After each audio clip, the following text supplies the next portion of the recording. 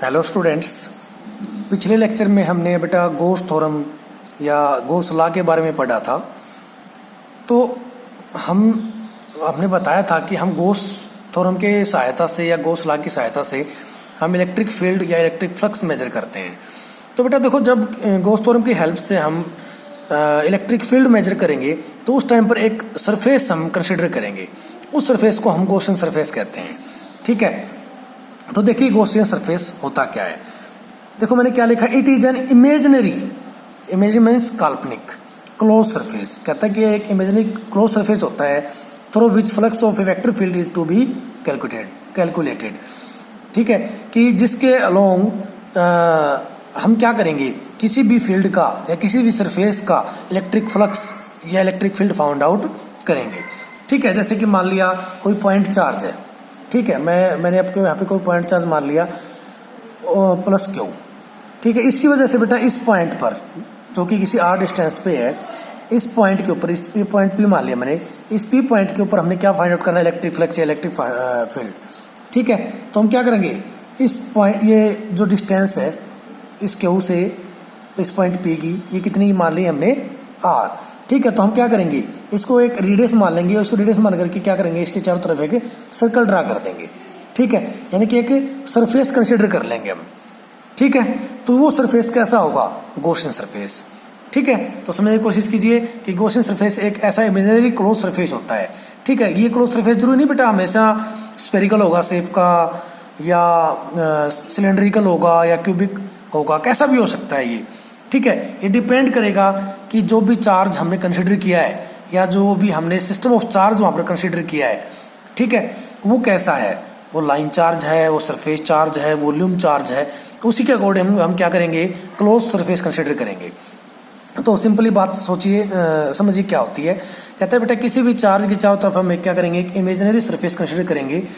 ठीक है, जिसकी हेल्प से हम किसी भी पॉइंट के ऊपर गॉस थ्योरम की सहायता से इलेक्ट्रिक फील्ड या इलेक्ट्रिक फ्लक्स फाइंड आउट कर सकते हैं। अब बात आती है कि इसकी प्रॉपर्टीज क्या होती हैं गॉसियन सरफेस की। देखो बेटा मैंने क्या लिखा, it must be A close surface. Gaussian surface एक क्लोज सरफेस होना चाहिए। ठीक है, गॉसियन सरफेस किसको मानेंगे, हमेशा किसी क्लोज सरफेस को ही हम गॉसियन सरफेस कंसीडर करेंगे। And it must pass through where electric field is to be calculated. और बेटा ये गॉसियन सरफेस वहां से पास होना चाहिए जिस पॉइंट पर हमें इलेक्ट्रिक फील्ड फाइंड आउट करना है। अगर मैं इसको कंसीडर करता हूं, ठीक है, इस प्लस क्यू चार्ज के केस में, ठीक है, इस प्लस क्यू चार्ज के केस में हमने क्या माना कि इस प्लस क्यू चार्ज की वजह से हमें इस पॉइंट पर इलेक्ट्रिक फील्ड निकालना है। इस पॉइंट पर, कौन से पॉइंट पर निकालना है, इलेक्ट्रिक फील्ड इस पी पॉइंट पर निकालना बेटा। तो जो गॉसियन सरफेस हम कंसीडर करेंगे ना, वो हमेशा इस पॉइंट पी से ही पास होना चाहिए। ठीक है, ये ध्यान रखना कि जिस पॉइंट पर हमें इलेक्ट्रिक फील्ड उसका फाइंड आउट करना है, ठीक है, उस पॉइंट से गॉसियन सरफेस हमें जरूर पास होना चाहिए। ठीक है, ये किसकी बात है, पॉइंट चार्ज की बात। ठीक है, अगर मैं लीनियर चार्ज की बात करूंगा, यानी कि किसी भी लाइन के ऊपर कुछ चार्ज यूनिफॉर्मली डिस्ट्रीब्यूटेड हो, तो उस केस में उससे किसी पॉइंट पर इलेक्ट्रिक फील्ड कैसे निकालेंगे, यानी कि सारी एप्लीकेशन से हम आगे पढ़ेंगे। लेकिन बस आपको जो समझने की चीज़ वो ये है कि जो गॉसियन सरफेस हम कंसीडर करेंगे वो हमेशा क्लोज सरफेस होना चाहिए, और ये हमेशा उस पॉइंट से पास होना चाहिए जिस पॉइंट पर हमें इलेक्ट्रिक फील्ड फाइंड आउट करना है। ठीक है, दूसरा पॉइंट क्या है, surface must have A shape according to symmetry of charge. कहता कि बेटा जो सरफेस हम कंसीडर करेंगे उसकी जो शेप होगी वो चार्ज की सिमेट्री के अकॉर्डिंग होगी, चार्ज की सिमेट्री के अकॉर्डिंग होगी। ठीक है, अगर चार्ज पॉइंट चार्ज है तो शेप कैसे बन सकती है उसकी, स्फेरिकल। ठीक है, गॉसियन सरफेस की शेप कैसे बनेगी, स्फेरिकल। अगर मैं कह देता हूं कि आपके पास कुछ लीनियर चार्ज डेंसिटी है, ठीक है, यानी कि एक लाइन चार्ज है, इस लाइन चार्ज की वजह से इस पॉइंट पी पर हमने क्या करना है, इलेक्ट्रिक फील्ड। ठीक है, इस पॉइंट पी पर इलेक्ट्रिक फील्ड फाइंड आउट करना है। तो हम क्या करेंगे बेटा, ये पॉइंट, फॉर एग्जांपल इस पॉइंट पी की जो डिस्टेंस है इस लाइन चार्ज से कितनी है, आर, तो हम आर रेडियस का क्या करेंगे कि यहाँ पर सिलेंडर ड्रा कर लेंगे। ठीक है, और ये सिलेंडर यहाँ पे क्या कहलाएगा, इसका गॉसियन सरफेस। तो अभी यहाँ पर लाइन चार्ज था, तो उस केस में गॉसियन सरफेस कैसा बन रहा है, सिलेंड्रिकल। अगर पॉइंट चार्ज ले रहे हैं तो जो सरफेस बन रहा है वो कैसा बन रहा है, स्फेरिकल। ठीक है, तो जिस प्रकार की सिमेट्री ऑफ चार्ज लेंगे उसी प्रकार की गॉसियन सरफेस की शेप बनेगी। आगे देखो, so that field is normal to the surface at each point. Okay, अब गॉसियन सरफेस कैसा होना चाहिए? गॉसियन सरफेस वो सरफेस होता है जिस पर इलेक्ट्रिक फील्ड का मैग्नीट्यूड हमेशा क्या रहेगा? सेम रहेगा। ठीक है, अगर इस पॉइंट पर इलेक्ट्रिक फील्ड ई है तो इस पॉइंट पर भी ई ही होगा, इस पॉइंट पे भी ई ही होगा, यानी कि उस पूरे सरफेस के ऊपर, ठीक है, किसी भी पॉइंट पर चेक कर लेना, इलेक्ट्रिक फील्ड का जो मैग्नीट्यूड है वो कांस्टेंट रहेगा। ठीक है, अगर हमने ई कंसीडर किया तो वो हर जगह ई ही रहेगा। और एक बात और ध्यान रखना कि इलेक्ट्रिक फील्ड हमेशा क्या होगा? उस सरफेस के परपेंडिकुलर। ठीक है, गॉसियन सरफेस के क्या होना चाहिए? वो परपेंडिकुलर। अगर मैं इस सर्कुलर शेप की बात करते हैं, स्फेरिकल शेप की बात करता हूं, तो इलेक्ट्रिक फील्ड हमेशा कुछ इस प्रकार रहेगा, उसके परपेंडिकुलर रहेगा।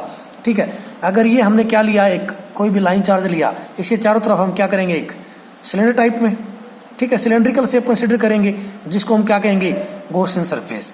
तो इससे इलेक्ट्रिक फील्ड लाइन जो पास होंगी, अगर ये इस पर प्लस क्यू चार्ज है तो आउटवर्ड डायरेक्शन में होंगी।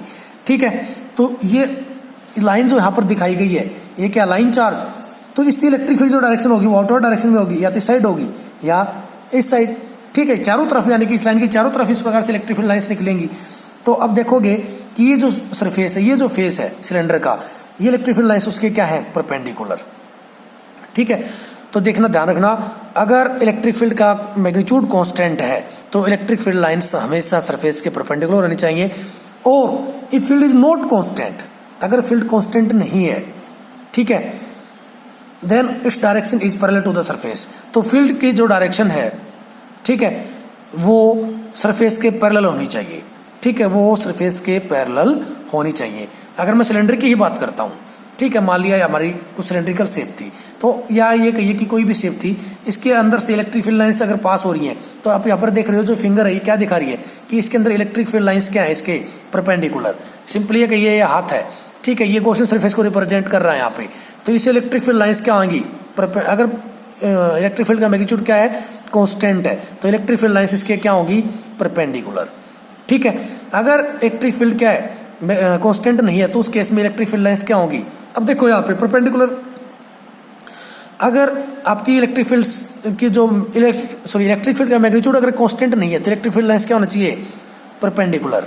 ठीक है, इलेक्ट्रिक फील्ड क्या होना चाहिए? परपेंडिकुलर। ऐसे केस के अंदर नेट जो वैल्यू है वो किसके इक्वल हो जाएगी? जीरो की। इलेक्ट्रिक फ्लक्स की वैल्यू किसके इक्वल हो जाएगी? जीरो की। अब इलेक्ट्रिक फ्लक्स जीरो कैसे होगा? देखिए, अगर मैं इस एरिया की बात कर रहा हूं, ठीक है, अगर ये फेस लेता हूं, ठीक है, तो यहाँ पर जो एरिया वेक्टर होगा वो कौन सी डायरेक्शन में होगा? अपवर्ड डायरेक्शन में। ठीक है, और फील्ड लाइन्स अगर क्या है? पैरेलल है किसके? इस सरफेस एरिया के। तो आप क्या देख रहे हो? इलेक्ट्रिक फील्ड लाइन्स और एरिया वेक्टर के बीच में एंगल कितना है? 90 डिग्री।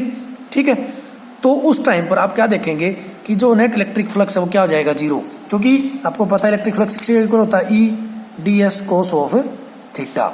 ठीक है, तो अगर आपके एन कैप की और ई वेक्टर के बीच में, यानी कि ये किसकी डायरेक्शन को दिखा रहा है? एरिया वेक्टर, और ये किसकी डायरेक्शन को दिखा रहा है? Electric field. इन दोनों के बीच में अगर एंगल कितना है? 90 डिग्री।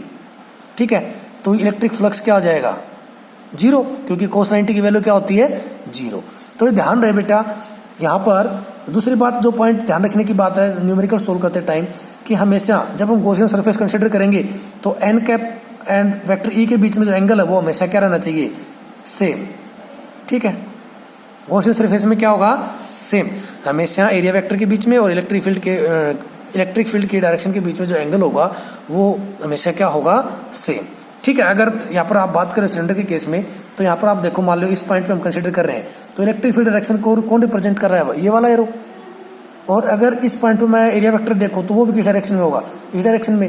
तो थीटा क्या है यहाँ पर? 0 डिग्री।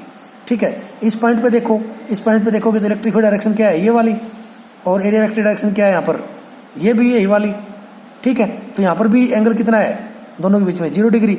यानी कि इसके हर पॉइंट पर, गॉसियन सरफेस के हर पॉइंट पर थीटा और एन कैप और वेक्टर ई के बीच में एंगल हमेशा क्या रहना चाहिए? सेम रहना चाहिए। सिंपली इस प्रकार से भी याद रख सकते हो। थर्ड पॉइंट क्या है इसकी? Third property, for a system of charges Gaussian surface should not pass through any discrete charge. For a system of charges, अगर मान लिया एक सिस्टम है, उस सिस्टम के अंदर एक से ज्यादा चार्जेस है, 2, 3, 4, 5, तो गॉसियन सरफेस बेटा हर एक चार्ज से पास होना चाहिए। ठीक है, अगर किसी सिस्टम के अंदर एक से ज्यादा चार्जेस है, ठीक है, या ये कहिए 2 या 2 से ज्यादा चार्जेस हैं, तो उस केस में गॉसियन सरफेस उन सभी चार्जेस से पास होना चाहिए। ऐसा नहीं कि किसी एक चार्ज से वो पास हो गया। अगर वो गॉसियन सरफेस किसी एक चार्ज से पास हो रहा है तो उसको हम गॉसियन सरफेस कंसिडर नहीं कर सकते। ठीक है, गॉसियन सरफेस कब कंसिडर करेंगे, जब वो सरफेस उन सभी, अगर 4 चार्जेस तो 4 के अंदर से पास होना चाहिए। ठीक है, 4 के 4 पॉइंट के अंदर से या 4 के 4 चार्जेस के अंदर से पास होना चाहिए, तो ही उस सरफेस को हम क्या कहेंगे, गॉसियन सरफेस। ओके बेटा, थैंक यू।